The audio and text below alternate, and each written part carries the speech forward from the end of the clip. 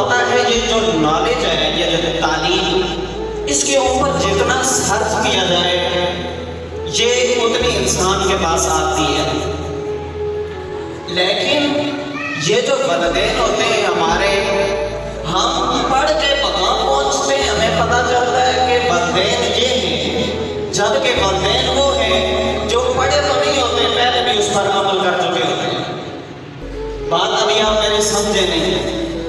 میں آپ کو سمجھاتا ہوں کہ ایک یہ ہے، میں ابھی پڑھ رہا ہوں، میں اس کے اوپر ریسرچ کروں گا، میرے سامنے والدین کے واقعات آئیں گے قرآن کی روشنی سے، حدیث کی روشنی سے، تو میں پھر دیکھوں گا کہ یار والدین وہ ہستی ہے، لیکن والدین چونکہ اگر وہ اس پہ نہ ہی پڑے ہوں، لیکن وہ اس سے پہلے ان کو جو قرآن اور حدیث بتاتی ہے بیٹے کے حوالے سے، وہ اس کے پہلے اس پہ عمل کر لیتے ہیں۔ میرے نبی کے غلاموں، قرآن میں جس جگہ اللہ نے شان کے حوالے سے میرے آقا علیہ السلام کو اپنے پاس رکھا، اپنے ساتھ رکھا، اسی قرآن میں جس جگہ احسان کا الفاظ آیا ہے تو والدین کو رب کریم نے اپنے ساتھ رکھا ہے۔ میرے نبی کے غلاموں، یہ والدین ہے کیا چیز؟ ہم نے ماں کی شان تو بہت زیادہ سنی ہے، اور ہم کو یہ بھی پتا ہے کہ ماں کے قدموں کے نیچے جنت ہے۔ اب ہم ماں سے پوچھتے ہیں کہ جو تیرے قدموں کے نیچے جنت ہے، یہ جنت کس کی ہے؟ ماں یہی کہے گی، یا اہل علم یہی کہیں گے، جو ہمیں بتایا گیا ہے کہ وہ بیٹی اور بیٹے کی فرمانبرداری میں ہے، جو ماں کے قدموں کے نیچے جنت ہے۔ لیکن اگر ماں سے پوچھا جائے، اے ماں تیری جنت کدھر ہے، تو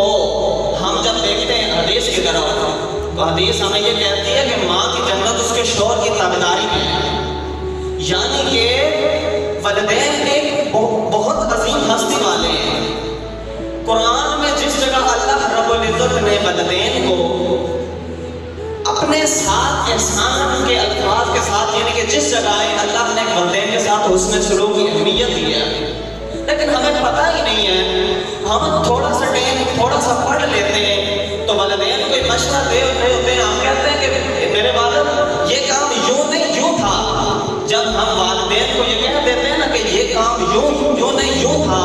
تو اگر والدین کہتا ہے یار بیٹا ایک میں ہی جائے لو کہ مجھے نہیں پتا یہ کام یوں نہیں ہے یوں تھا، تو بتاتا ہے آج کہ وہ لوگ اپنے والدین کے ساتھ اس طرح کا حسن رویہ رکھیں، وہ جس دن بات کریں اپنے والدین کے ساتھ، جتنے بھی نوجوان یہاں بیٹھے ہیں میرے سمیت، ان کو چاہیے کہ جس دن اپنے والدین کے ساتھ بات کریں، کوئی ایسا جملہ نہ کہہ دیں، وہ آپ ذاتے کہہ تو دیں گے، آپ کا والدین وہ سونے بھی تو لے گا، لیکن یہ نہ ہو کہ وہ جملہ کچھ ایسا ہو کہ آپ کا والدین پوری رات سو نہ سکے، آپ کا والد پوری رات سو نہ سکے۔ ہم تو ہوتا ہے کہ تھوڑا سا کچھ پڑھ لیتے ہیں، ہم والدین کو مشورہ دیتے ہیں یوں نہیں ہے یوں کرنا ہے، جبکہ ایسا نہیں ہے۔ والدین اگر دیکھو، میں نے آپ کو پہلے مثال دی ہے کہ ہم پڑھ کے کہاں پہنچتے ہیں، اس کے بعد ہمیں پتہ چلتا ہے کہ والدین کیا چیز ہے،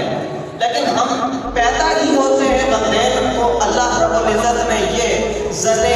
دل دیا ہوا ہے، ان کے دل کے اندر اتنی وہ اللہ رب العزت کی طرف سے نور اپنی والدین کے لیے وہ حکمتیں آ جاتی ہیں، وہ ہوتا ہے کہ وہ جب بچہ پیدا ہی ہوتا ہے، والدین ان کے لیے سب کچھ قربان کرنے کو تیار ہو جاتے ہیں۔ ایک واقعہ اس طرح کچھ تھا کہ ایک بچہ تھا، وہ چھوٹا پیدا ہوا ہے، تو اس کی آنکھوں کا مسئلہ تھا، اس کی ایک آنکھ ٹھیک نہیں تھی، تو والدین نے اس کی ایک آنکھ لگا دی، اپنی آنکھ اس کو دے دی،